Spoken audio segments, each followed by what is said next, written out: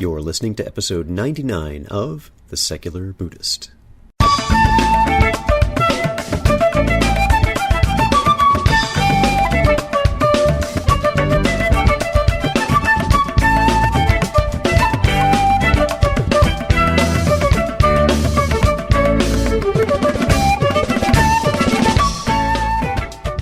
Welcome to The Secular Buddhist. I'm Ted Meissner. The Secular Buddhist is the official podcast of the Secular Buddhist Association, a grassroots-driven effort to answer the needs of secular teaching and practice for contemporary society. The podcast has interviews and roundtable discussions pertaining to engaged Buddhist training and practice, and the SBA website has show notes for each episode along with resource materials. Though the podcast focuses on core practice from a secular viewpoint, more traditional teachings are welcome and openly discussed. Dr. Rick Hanson speaks with us about his new book, Just One Thing, Developing a Buddha Brain One Simple Practice at a Time.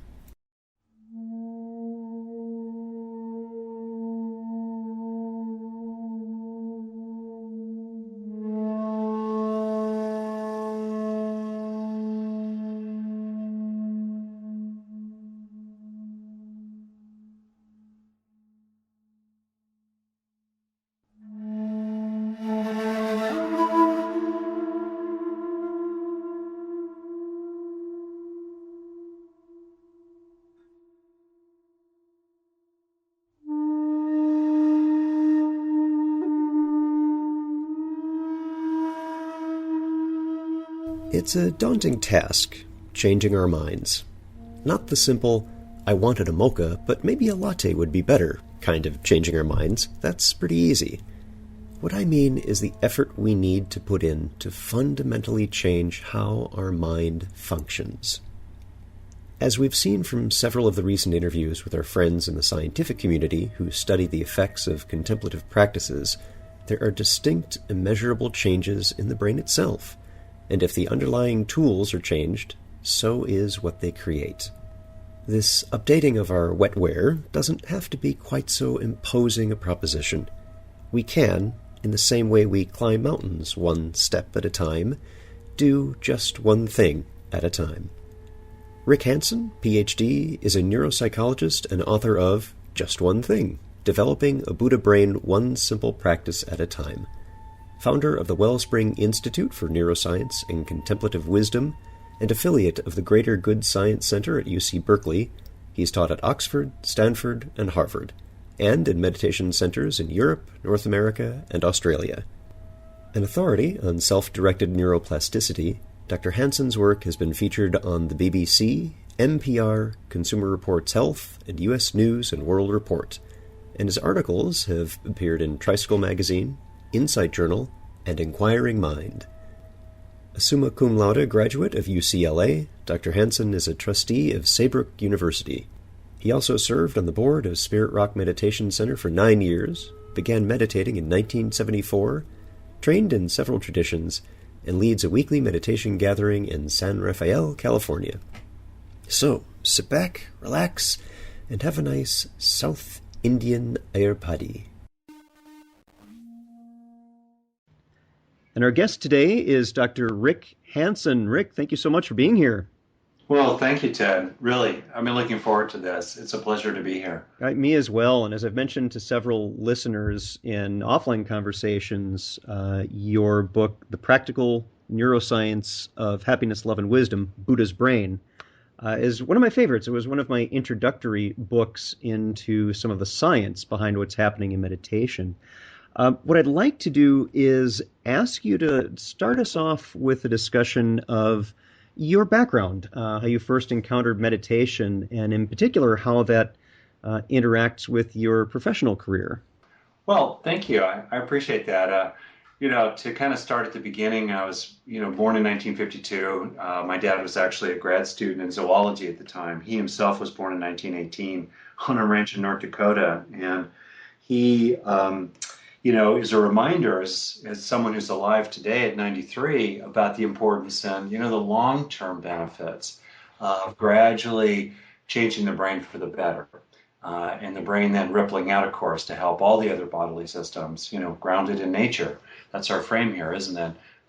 help that change for the better. Anyway, so in that larger context, in which I think it's helpful to appreciate the degree to which, and for me, this has been a very important theme in my own Buddhist practice, to ground practice in biology, really, to naturalize it in the language of science, and to appreciate that the causes, to go to a deeper level of investigation of the causes and conditions of suffering and its end, to look beneath the mind, which is the virtual world we live in, and to look beneath that to the underlying material processes, the biological, particularly biological, neurological processes that are continually constraining, conditioning, and constructing this mind, that is all that we know in terms of the five aggregates and so forth. So anyway, that background and that has been important for me, linking to my father's history, as a rancher, literally a cowboy,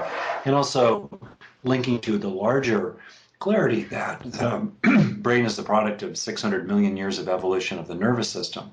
And we have a nervous system that's in many ways designed to burn out quickly, particularly since it evolved at a time when most of our ancestors, including human ancestors, did not live past their 30th birthday. So the short-term benefits to survival of the machinery of suffering, if you will, the embedded, hardwired machinery of dukkha in the body-mind, the short-term benefits of that from the standpoint of reproductive advantages, the engine, as you know, of biological evolution, those short-term advantages outweigh the long-term costs. But these days, when people are interested in quality of life and living well for a long period of time, like my dad, who's 93 now and still going strong, still spry, he's got a full head of hair, the ladies love him. But anyway, as well as an interest in spiritual practice, a lot of practice, I think, is about understanding the brain and taking responsibility for it, appreciating its good qualities, and also taking charge of the ones that engage hatred, greed, and heartache. So that's, I'm sure, a big topic we'll be getting into. But back to my own background. So bouncing around a little bit, I grew up in Southern California, went to college. I was very young when I went to college. In the year of my graduation, I stumbled upon Eastern philosophy and religion, particularly Buddhism. It felt immediately true. There was that kind of body recognition, the felt recognition of this is actually the way it is in terms of impermanence, interdependence, not self, suffering, etc. And that began my own practice. I've been meditating off and on for 35 years or so, mostly on, especially the last. That's better than most of us who are mostly off. Yeah, well, there were the lost years, the off years. But anyway, there's nothing like getting older to help motivate you a little bit. Right? Yes. Maybe for other reasons as well. I've been pretty motivated the last 15 or so years. Anyway, and so that was my background in practice. And it initially was Zen. I myself kind of struggled with the obscurantism of Zen, the sort of deliberate dismissal of Dharma and the teachings, and in many ways a focus on a kind of, to me, a narrowing of practice, albeit a door that's profound for sure. And then Tibetan Buddhism, for me, again, it seemed wonderful, but there was so much kind of Rococo papancha, proliferation. Yep. Proliferation. Yep. So shamanism in it, and the supernatural, if you will, the saturation of the supernatural in Tibetan Buddhism.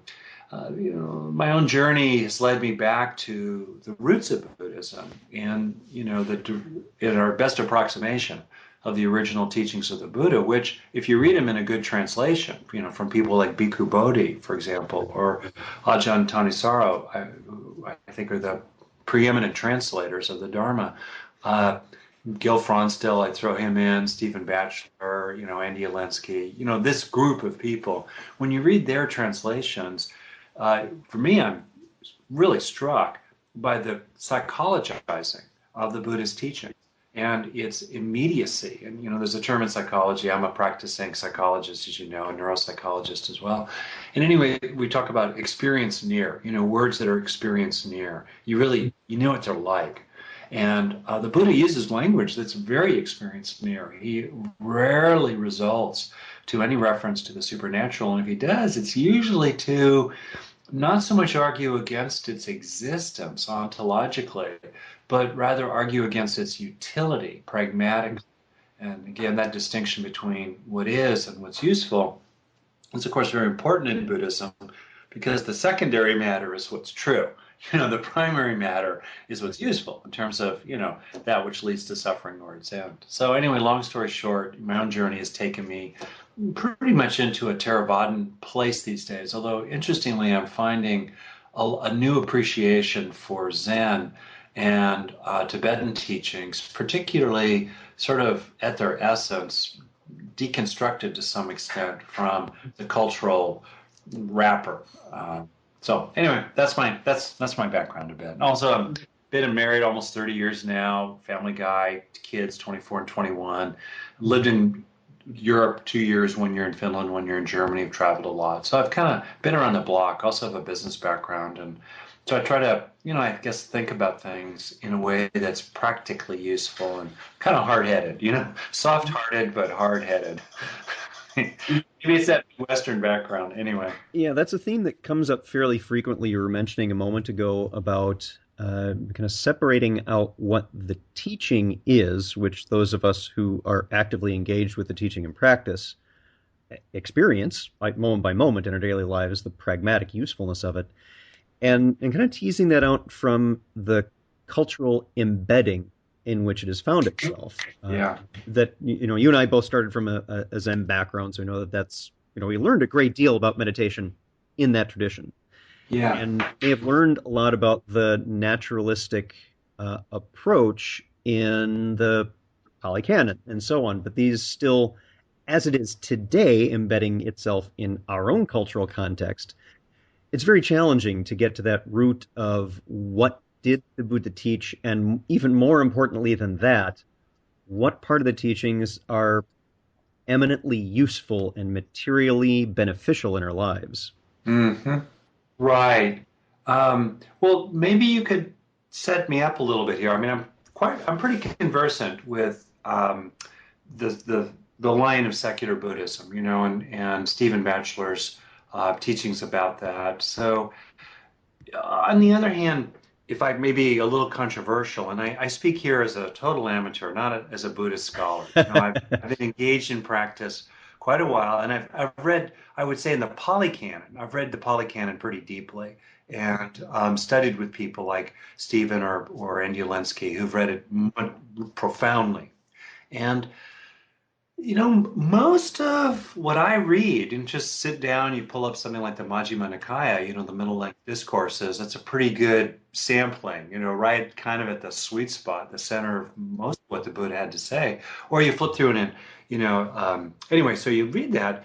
Most of it is very direct and about psychology. And it seems, obviously, we don't know for certain which words deliberately exactly came from the Buddha, but clearly there was a teaching stream. I think you probably know Richard Gombrich's marvelous new book, What the Buddha Thought. Yeah, I have it sitting 5 feet away from me and was just interviewing John Peacock yesterday, and we made reference to that. So, exactly. So I don't think it's that hard to figure out the essence of what the Buddha taught. He was very consistent. Generally speaking, I mean, he taught, as he said, suffering in its end, and then we have the noble truths and the basic 3 characteristics, and kind of the rest is details after that. So, what do you think is the mystery about what he really had to teach? I think what we run into these days, and this came out in the conversations that I had with John just yesterday, and for listeners of the podcast, it's probably an episode or 2 before this one, so go back and listen, is that some of the investigations of, say, the Sutta Nipata, which is representative of an earlier set of texts, versus something like the Visuddhimagga or the Abhidhamma, which is a later kind of entry into the Pali Canon. you see things like, and the example we chatted about briefly is dependent origination. Our most representative form of that is 12 steps to dependent origination, whereas in the Sutta Nipata, you don't have those. You have versions with 9. And so what we run into isn't so much a Four Noble Truths, Eightfold Path kind of difference. We're in agreement on that and very much in alignment. And as I've said many times on the podcast, if, for example, I was on retreat at Bhavana Society with Bhante Gunaratnam, and I'm sitting doing the practice in a 9-day retreat there, you're not really going to see any difference between physically what I'm doing and someone sitting next to me who's very much a traditional Theravadan practitioner, perhaps even a monastic. And even inside our heads, if you could see that, you're not going to see any difference because we're still focusing on the breath and letting go and observing conditions that arise and fall away moment by moment. So where we get to the disagreements about things, I think is more so in the details of application. These typically center around, as we talk about the difference with secular Buddhism versus a traditional kind, things like rebirth is usually one that comes up most. Sure. And whether that is a literal spirit of a Gandapa facilitates the rebirth consciousness getting into a new form, if we look at it that way in a traditional perspective, or a more interpretive view of moment-by-moment consciousness states, that we have actually an opportunity every single moment as we fall away and arise again, and we see this on a very naturalistic level.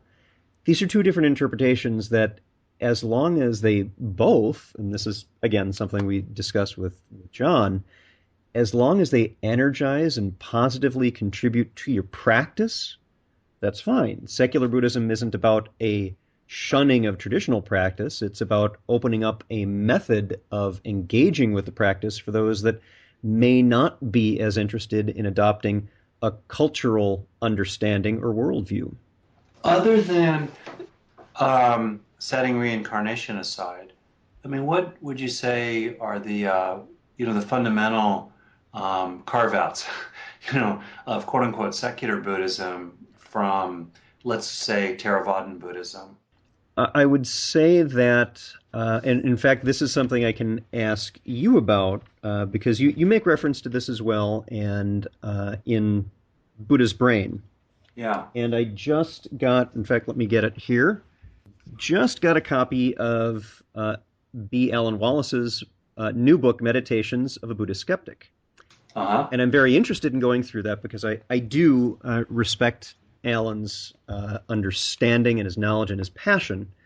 Yeah. But we have a fundamental disagreement about something, and you may actually be able to help with my understanding of this.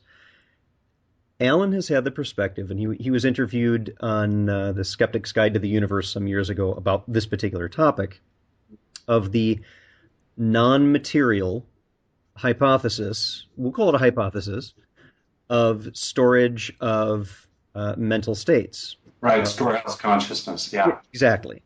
And I know, and I'll read for the folks who are listening, a quote from your book, Buddha's Brain. Richard, and you're referring to Richard Mendius, who's your co-author on this.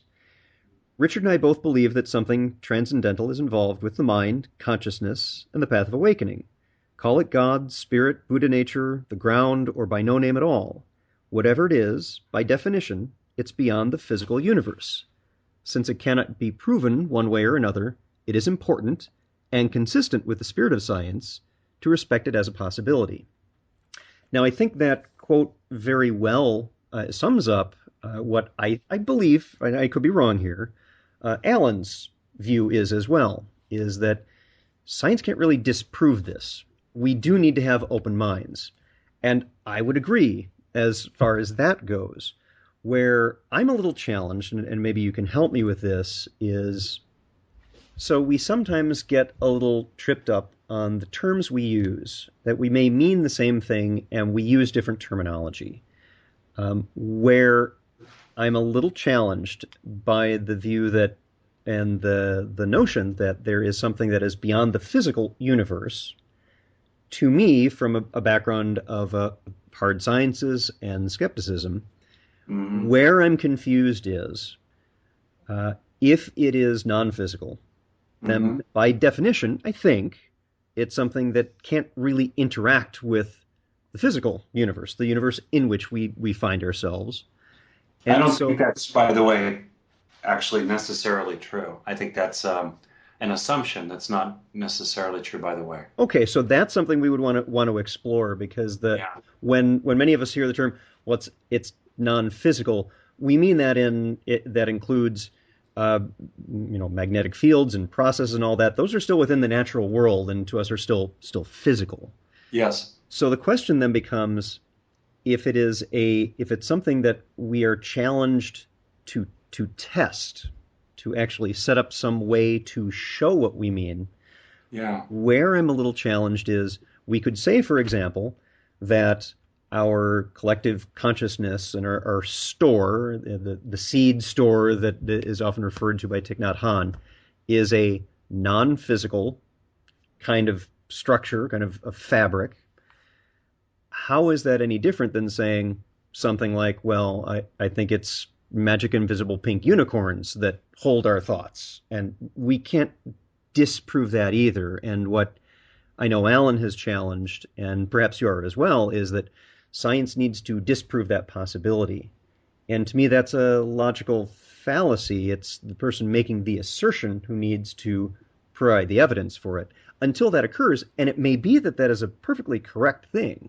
It may be that it's some sort of quantum fabric or something like that. But in the absence of the evidence for it, we can't assert it as a truth. We have to say, well, we don't know at the very least.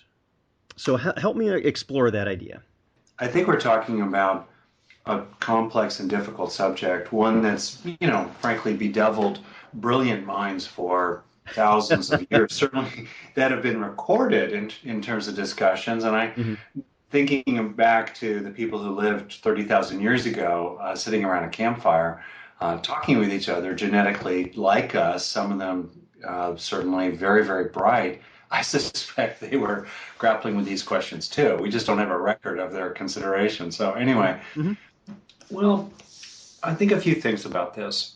The first is that from the standpoint of personal practice, I think that if someone simply doesn't want to have as a factor in their practice any reference to reincarnation, I think that is a personal choice. It's perfectly fine. And, judge the tree by its fruits. It's perfectly okay. I think it's also the case that the best historical evidence we have in terms of the later copies of the earliest surviving written records of the Buddha's teachings, as you know, he functioned in an entirely oral tradition. Writing was not invented, was not used in India at his time. There were no written records at his time other than very minor kind of bookkeeping records, tax collecting, because that's where the profit motive was incenting people to write stuff down. But otherwise, it was entirely oral, including for centuries after his death. So, in any case, our best guess is that he, the Buddha, matter-of-factly asserted the existence of reincarnation. In the oft-quoted passage of his own awakening, he describes the 3 watches of the night, his knowing of past lives, et cetera, et cetera. So from his standpoint, that was a fact of reality, the reincarnation, and he understood it not as a soul. As you know, everyone knows probably listening to this, he fiercely argued against the notion of an intact Atman, this sort of pearl, as it were, handed on from life to life. But he did assert that in ways that were mysterious. He never described the mechanism of action. He didn't advocate a particular theory of the mechanism of action. But in some way, mysteriously, tendencies, what Chogyam Chogyam Trungpa called our bad habits, you know, Yeah. somehow mysteriously pass on from physical life to physical life, influencing it. And that there is this larger process that as those tendencies pass on from life to life to life, I think of it as almost an eddy in a stream. I don't know if you've read my essay, Eddies in the Stream, but it's very relevant to this conversation. And it's available at, I think it's Buddhist Geeks. That site has Yeah. posted it. Yep. Listeners might be interested in this, where I talk about the common nature of both mind and materiality, and what might be happening in the brain in the run up through the four form jhanas and four formless jhanas, as it were, the run up to Nibbana, at least in the Theravada account. And then that's an interesting essay. But anyway, it's called Eddies in the Stream. My point is that, so the Buddha did assert that there was this. Now, what do we do with that? We can set it aside if we like and continue to practice. He asserted, I think, that it was a fact and it was actually useful pragmatically to take this fact he's asserting into account because in his view, it, on the one hand, sharpens the point, you know, that this life is a precious opportunity to practice, and that opportunity's been earned and handed to us, in a sense, in part through efforts of previous eddies upstream. That somehow, mixing my metaphors, it's like when an eddy dies, it somehow skips forward through the air and then lands again in some subtle way as a new eddy with some kind of continuity between eddies. But anyway, you know, he asserted that. He also asserted that it could give people comfort because the actual undoing of the causal factors that lead to the defilements and attachments and karmic tendencies, or I'll just call them tendencies, period. You know, it takes a lot of effort, and so if you have a lot of lifetimes, you got a lot of at bats, and so that gives some comfort. So that was, I don't think it's controversial that was his fundamental teaching. We have to really tear out a lot of pages out of the Pali Canon to pull that apart. I would agree with that. In fact, I've had arguments with other people who are of a very secular and skeptical frame of mind that have just outright denied that Buddha ever taught anything about rebirth and said, well, but here are passages where this is discussed quite openly, and we may use again becoming as a more literal translation of the wording used in it. But there's something in there where it is discussed. I was so-and-so in a previous existence. And so as we talk about that, we look at, from our own perspective, is this the Buddha as a product of his time, and this is part of the cultural context, and he needs to speak with the language of the people he's speaking with? Is it also a possibility that he is well aware that this is something that people aren't quite ready to let go of? Is it a later edition? Is it, you know, I think it's too easy for us to say we don't like that, so we dismiss it. I don't think that's the right approach. Yeah, and the Buddha may have been wrong, but pragmatically, though, Ted, at the end of the day, particularly in a frame in which we both agree, I think most Buddhists agree that the fundamental matter is what's useful, not what's true. Yeah. I don't know anyone for whom this question of reincarnation and the possibility, you know, the different possible personal views about it and ways of practicing with it. I don't think that it's a central matter for anyone's practice that I know. You know, I think there are many things that have many issues, let's say, that have much more practical utility in terms of practice for people than determining one's stance with regard to reincarnation. Mm-hmm, mm-hmm. And I also think, so if we could then bounce from there, like, you know, to the other matter of the possibility of a transcendental. It's interesting that in my book, this is an oft quoted sentence. It's interesting, you know, there are two sentences there out of the entire book, and it's what many people want to talk about, which is so interesting. And just to understand, when I wrote Buddhist Brain, I mean, to me, these deep questions are so of the nature of consciousness, and how does, you know, the qualia of the color red arise in people's experience, right? And how do we know what a rose smells like? What What's up with that? You know, to me, it's important to acknowledge both sides of the consideration, and to realize that for many people, they come at. I wrote my book for a general audience, not a technical, scholarly consideration of arguments for and against the existence of God. And in the general audience, there's a lot of sense there. And in many quarters, there's a deep conviction, including among very bright people, that there is some mysterious transcendental factor, God, Christ, Allah, what have you, at work in the experience of the color red or the smell of a rose, right? Or at work, particularly in, our best qualities, awe, profound love, spiritual insight, and so forth. Okay, so I had to acknowledge that. And those two sentences took me more time to write than probably any other two sentences. And I want to read you the third sentence and read listeners the third sentence that follows them. Okay, so after I say, since it cannot be proven one way or another, it is important and consistent with the spirit of science to respect the transcendental as a possibility.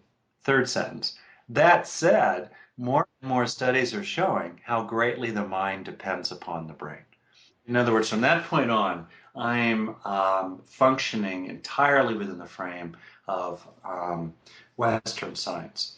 And in fact, in that paragraph, and I'm glad you brought that up, for folks who are my skeptical homies who are listening to this, there are 3 different studies and books that you quote just within the following paragraph that show a naturalistic approach, which is excellent to see. Yeah, thank you for saying that. And then I go on and I just last sentence that I say. So with a deep bow to the transcendental, we will stay within the frame of Western science. Yep. Et cetera, et cetera. And so, but that said, so what am I trying to say about that? My fundamental view is that, first of all, it makes no sense to refer to a transcendental, whatever we mean by that, whether it's the Old Testament Yahweh or subtler Vedanta notions of the immanent ground, or the mystery, spirit, Holy Ghost, whatever. Okay, it makes no sense conceptually. It makes no sense to refer to that unless it's somehow categorically distinct from, I'll use this word, the ordinary universe. And the ordinary universe includes a lot of extraordinary stuff, right? Like black holes, quarks, and the fact that the universe is here at all.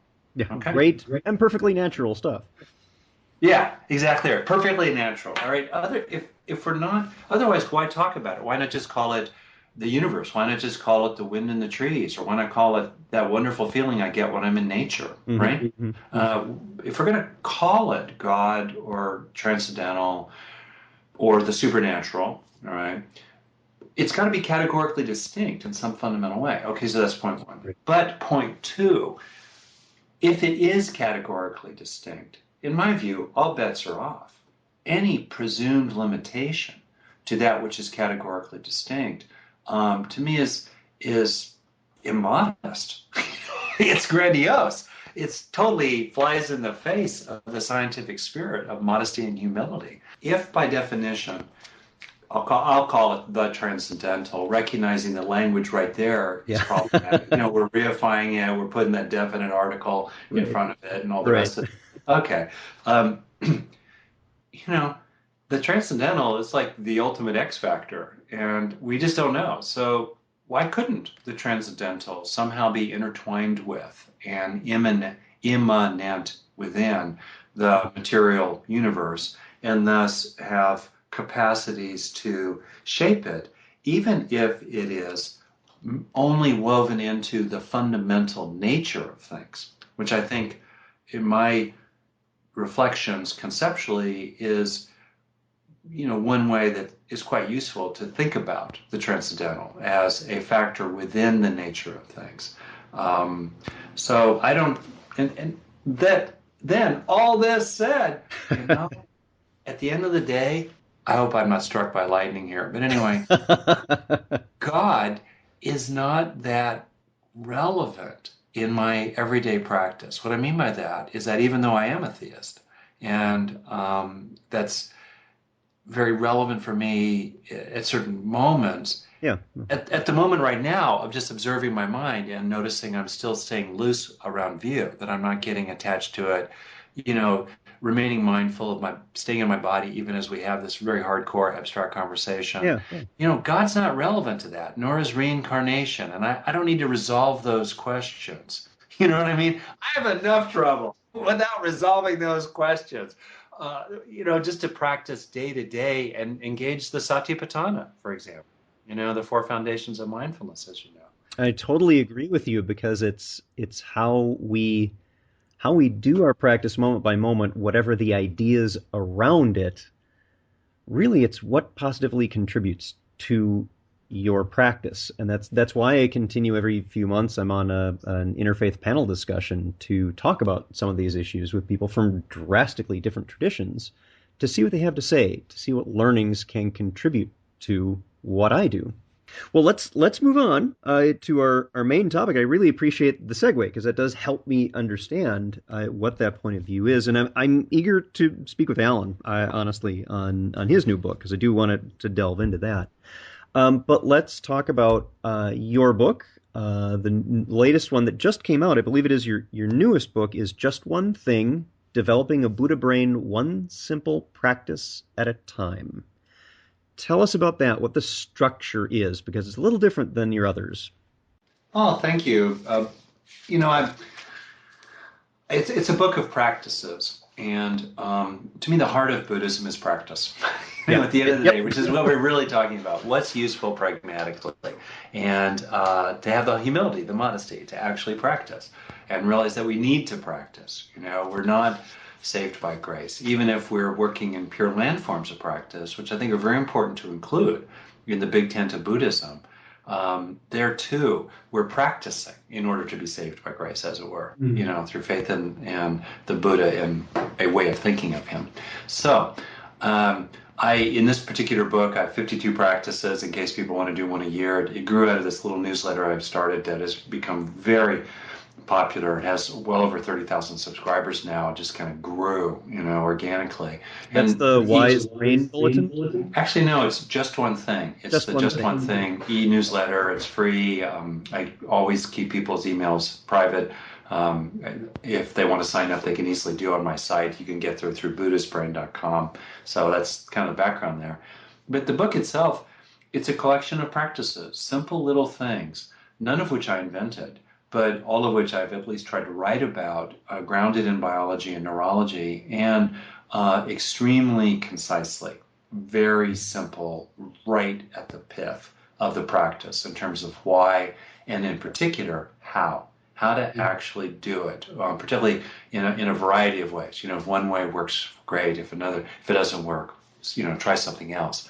And so that's what the book is. And I wrote it in a very accessible way, trying to reach a wide audience. For me, one of the wonderful things, I think about what we're seeing broadly is a fifth wave of Buddhism, a fifth jhana, in a sense. If you count Theravadan, Tibetan, Zen, and Pure Land as, you could say, four central jhanas in Buddhism. And I think there's a fifth jhana emerging in the West that is grounded in science. It's influenced, much as Buddhism was as it moved north and then, east in its historical process. As it now, as it's moved ultimately east, crossing the Pacific Ocean to the west, right? It's had to engage our own secular religion, science, as well as people who are very interested in the practical applications, like therapists and educators who are very interested in mindfulness and things like that. And also, we've had to engage householders who have a serious interest in practice and are, you don't have access to, more than a week or two a year of monastic style retreat, in a sense of monastic. So for all those reasons, it's to me very interesting and important to come up with practices that are short and sweet and make available for people fundamental Buddhist ideas, but without the wrapper of Buddhism. Right. In other words, honoring their roots, not decontextualizing them, but applying them sincerely and accessibly to people who would not, frankly, be interested in something that came at them with a Buddhist wrapper around it. Yeah, that's exactly why I named this The Secular Buddhist, is because it was still a valid nod to what the background is, it is a Buddhist background. But that's not to say that one can't approach it in a very contemporary, pragmatic way that is applicable to everybody, regardless of their tradition. So, one of the things I wanted to ask you, Rick, is what did you find as some of the most rewarding experiences you've had in putting together a book specifically about that, about the kinds of practice? Because I know in doing the newsletter, and I mentioned that because I was going to talk to the audience about that. I'm sure you have some pretty good experiences to share about that. What are some of the ones that are most memorable to you? You mean about writing the book? Yeah, putting it together and some of the experiences, maybe feedback you've had from people who've taken on those practices. Oh, that's interesting. Well, honestly, so as soon as you said feedback from people, I hope to not sound immodest, but I get just honestly blown away. I get teary sometimes at the emails I get from people I've never met. Some of them, emailing me from, I'm just thinking this morning, in my inbox, Romania, Hmm. Switzerland, as well as all over the place in North America, who are really appreciative of the little practices in the Just One Thing newsletter, and which are very much like, they're different from, because they're different practices, but they're very much like the practices in the book. Um, and that's incredibly touching, and I know you know this, Ted, because what else would motivate you to put the time into this? One of the greatest rewards is the experience that you've made some kind of contribution. Hmm. You've been of help in some way. And that's deeply rewarding to me. Yeah, absolutely. And I get those same kinds of emails based on the podcast and now the website for community development. And there was just a ping back this morning that I noticed from a site in Germany. So I had to copy everything that was in their posting about this recent interview with a neurologist that I'd done and put it in Babelfish and get it translated because I haven't studied German since high school. And it was very kind and very energizing in turn for my own practice, aside from just this work. And I think that's the kind of thing you're talking about because that does help us in the long run. Yes, I totally agree. Um, it's also interesting too because when you get feedback from real people in the trenches, I'm continually struck by how teachers that to me are great teachers, and the quotes from them, they're always very simple and very penetrating and really down to earth in what they have to say. And one nice thing about getting feedback from real people, civilians, Non-professional Buddhists. rattled, frazzled, good-hearted, beleaguered, in the middle of the stream of suffering people. Hmm. When you get their feedback, and you in their feedback, you get what they really got value from, and where their attention was really drawn, which usually is not to the cool esoteric pyrotechnic backflips, of intellectualization that I'm personally fond of, and you may be as It's well. great fun. Yeah, it is. But it's like down and dirty, and what I love about that is that it draws me down there. It makes me speak to that point, and which is humbling in a very wonderful way, and it is reminiscent, of the way that the great teachers, myself not included in that category, the great teachers have also really tried to speak to people right where they are. And so for me, that's what I tried to do in Just One Thing, this book of practices. So, for folks who are listening to the podcast, we've been speaking with our guest today, Dr. Rick Hanson, and the book we've been talking about is Just One Thing, Developing a Buddha Brain, One Simple Practice at a Time. You can find out more about what Rick's work is on his website, www.rickhanson.net. That's RickHanson.net. Rick, I know you do have another site, wisebrain.org. Would you like to talk about that for a moment? Sure. So with my friend and teaching partner, Richard Mendias, who's a neurologist, I founded the Wellspring Institute for Neuroscience and Contemplative Wisdom about 4 years ago. It's a small nonprofit that has mainly an internet presence. That's a lot of what it does. Its mission is to gather and then disseminate skillful means for happiness, love, and wisdom that are grounded in science and informed by contemplative wisdom. So that's the institute, and its website is wisebrain.org. I should say that both it and my personal website are chock full of free resources, slide sets from workshops I've taught, both for the general public and for Buddhist audiences, and also for psychotherapists. And then many, many talks I've done, including for my weekly sitting group and other kinds of talks. And then articles I've written, video, I have a video channel, links to scientific papers out there in the world that are really great, the brain in the news, resources like that. People are very welcome to use those resources freely and to spread them around if they like. Yeah, and for folks who are listening to the podcast, I know here we do a fair number of interviews with people who've done studies on what we're finding occurs in the brain, on meditation. This is your brain on meditation. We'll see a lot of those same references in the science section of wisebrain.org. So do check that out. There are a lot of good references there. Rick, thank you so much. I appreciate you being here.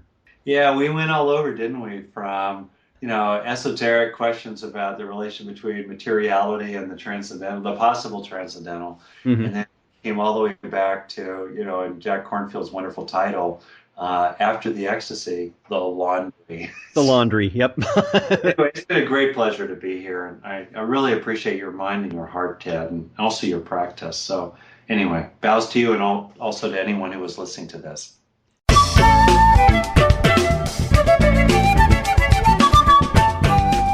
Thanks for listening. If you'd like to learn more about something you've heard in today's podcast, please come visit the SBA website at www.secularbuddhistassociation.com, and you'll find an entire webpage devoted to this and every episode. Discussion about this episode can be found on the episode page itself, along with show notes. The music for The Secular Buddhist is used by permission from John Kaiser Neptune's CD, Steps in Time. Additional music is provided courtesy of Monty Levinson of Taihei Shakuhachi and Rodrigo Rodriguez. Their websites are linked on the SBA site on the About Podcast Music page. Until next time, remember, every moment you have a choice. Make it the best you can. See you next time on The Secular Buddhist.